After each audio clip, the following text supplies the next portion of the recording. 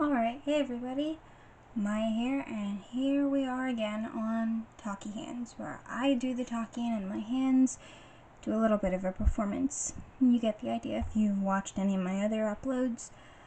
So it's been nearly 2 weeks since my last video, and I know in my last video I mentioned how I had a heads up for the next week's video, you know, how you're worth more than your accomplishments, but the reason that I decided to take a little longer before making this video was because I wanted to try to master or at least emulate that skill a little before I actually started talking about it. It's how I've been doing with these videos.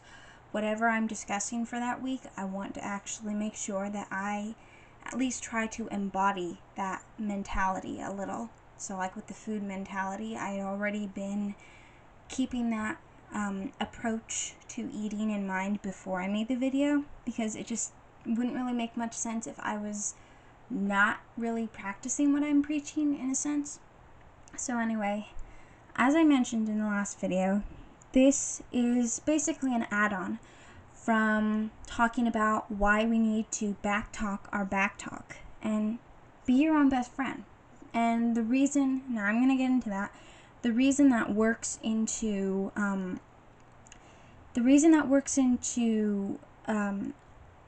being your best friend and just knowing that you are worth more than you accomplish is because when you think about it, sometimes, I never thought I'd say this, but sometimes the way that we place our accomplishments, the way that we regard them, can be kind of shallow at times, I think. And when you really try to assess yourself, you are always going to get a back and forth. You know, think about it. Some days you're going to be really productive. Some days you're going to feel like you got a lot of stuff done. Chances are that makes you feel good. But then on other days, when you don't get as much done, when you're not as productive as maybe you'd hope to be, or you could have been, maybe you were tied up at work, maybe some unexpected situation just popped into your day and you had to deal with that and scrap or abandon whatever else you were dealing with. So how are you going to feel when it comes to points like that? So my suggestion is let go of having to weigh yourself based on your accomplishments. I mean, you have to break it down to really simplistic ideals. For instance, we are people, we are humans. Therefore, if you're waking up today, if you woke up today, if you're just waking up now when you're listening to this or whenever, the fact is, if you're awake and alive and listening to this, that can be an accomplishment in itself. I mean, you're breathing, aren't you? You're alive. I mean, it's something that people take for granted that I think really shouldn't be overlooked. I mean, our nomadic ancestors, hundreds and hundreds and hundreds and thousands of years ago, had to scour the globe far and wide, chasing after their food. And, you know, it was a life or death situation, probably a lot more than it is today, where we've got it easy. We've got it easy in our air-conditioned houses or our nice cars or our warm clothes or our warm beds or whatever. You know, we've got those privileges. We've got those luxuries now.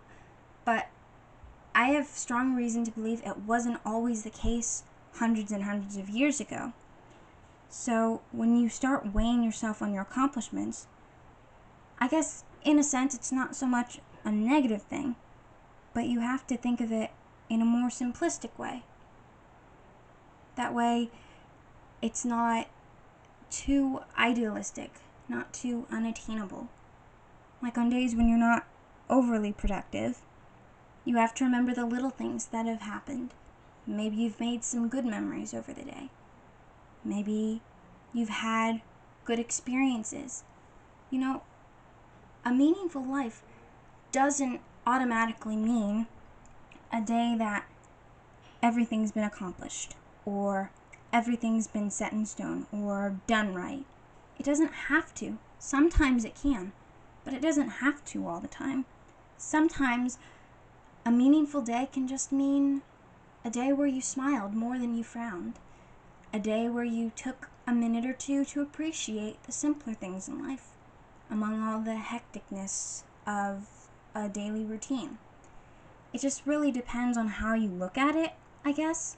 So when I say you're worth more than what you accomplish, I mean specifically that if you have to gauge or assess yourself at some point in your life, at some point in your day, do so, but don't do so on a scale that's unattainable. Don't set goals that you can't possibly reach in the duration you've given yourself. So let's take something simple. Let's say you want to get more fit, more healthy, and you start setting unattainable goals for yourself, likely. Maybe you start telling yourself, okay, I've got to do 50 push-ups today, and I've got to do 20 minutes of running, and I've got to do 5 to 10 minutes of yoga. I mean, depending on what kind of person you are, you could possibly get that done. But if you're someone who's, say, like me, who's kind of an amateur in as far as getting fit, you're eager for it, but you're still in the process of getting your body used to all these different exercises and routines, don't push yourself. Don't hurt yourself over it. And that's important too, I think. Don't go through so much physical or mental pain that you ultimately end up giving up on your goals. Because you've got to remember, that's what you're working for. It's a marathon, not a sprint. A marathon, you take baby steps. Well, more than baby steps, obviously, because I've never seen a baby run a marathon. But you get the drift. You have to take baby steps to get to where you want to go. And really that applies to anything, not just getting fit. And it doesn't have to be something physical or tangible either. It can be something more intangible, like, say, becoming fluent in another language, or learning how to read music, or reading a classic that's like hundreds of years old, so it's going to have a lot more older English, if you're an English speaker, or just older versions of the language that you're reading in. You need to take baby steps, and the important thing, don't push yourself so hard that you end up giving up on your goal. It's good to push yourself because that challenges your brain. That makes your brain grow, makes those neurons in your brain talk more. So they remember those connections better, and you master a skill over time better. So it's good to push yourself. It's good to challenge yourself, but don't push yourself to the point that you're going to give up entirely. But then, if you consider on the flip side, don't give up too easily is another thing. And if you experience hurdles in your day or supposed failures, don't use those to assess your self-worth, because you're worth more than what you accomplish. I mean, think about it. Since when did people start basing their worth as a living, breathing human being? When did we start assessing that kind of significant factor? When did we start basing that on what we're able to check off our to-do list? I mean, when you think about it like that, honestly, it sounds a bit superficial. Like, I don't know, several other things, like, say, superficial, like judging people by the length of their fingernails or the shape of their feet. I mean, surely we can assess a person on more than just those little things.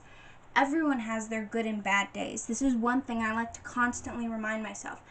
Everyone has their good and bad days. It doesn't matter how famous you are. It doesn't matter how good you are at something. And it doesn't matter how bad you are at something either. Whoever you are, wherever you are, if you're a living, breathing human being, or, alright, animal or plant, I imagine animals and plants have their good and bad days too, you're going to have good and bad days, right? Our life can't be picturesque. It can't be great 24/7, 7 days a week. Even though we probably would like it to be that way, the fact is, life can be unfair. And as the old saying goes, when life gives you lemons, you just have to make lemonade. I think that's how it goes. I don't know. But you have to work with what you've got. And even if you can't get yourself out of a challenging situation or a challenging environment, You have to train yourself mentally and physically to work with it. Make the best of it. You cannot change other people or change their reactions, but you can change your reaction to a situation, which is why I'm proposing don't weigh yourself based on your accomplishments. And, contrary-wise, don't beat yourself up based on what you have not accomplished, because that's not going to work either. I remember reading an article a couple weeks back, and the main gist of it was pointing out that how can you feel good about yourself? How can you get to a good point in your life where you feel comfortable with yourself and your body and your mind? How can you get to that good point if all you're doing is beating yourself up or hating yourself or just not liking how you're doing? You are a human. You're learning. You're making mistakes. We're all basically children in this experience, I think, because we like to act like we have all our stuff together when sometimes we don't. Sometimes we put on a facade to make it look like we've got everything handled, everything's perfectly under control, when really underneath that facade we're a brimming mess. And I think part of overcoming that hurdle is realizing that sometimes it's okay to be a brimming mess. Sometimes it's okay to know that you don't have everything handled or all together. I mean, we are complex beings. We are learning as we're living. We're learning how not to do things in order to learn how to do things. Like how Thomas Edison once said, or so I've heard, that when asked, he said, "I have not failed. I've just found like 10,000 ways that won't work." You know, that was a more optimistic way of looking at it, because especially with how you're approaching a goal or just approaching a better point in your life, it's not always about the effort that you put in. I mean, obviously effort is great too, but the majority, 90% of getting to that point comes with mindset. The other 10% is action, is effort, but the big majority, almost all of it, comes with how you look at it. Like, you know, if you look at the glass half full or half empty, you've probably heard that phrase tossed around before. And I'm not saying that you have to look at the glass half full all the time. There are plenty of days where I myself look at the glass half empty, and I keep asking myself why I can't look at it half full. And I say firmly to myself on those days, no, I'm looking at it half empty. I'm not saying you can't have those days, because we've had them.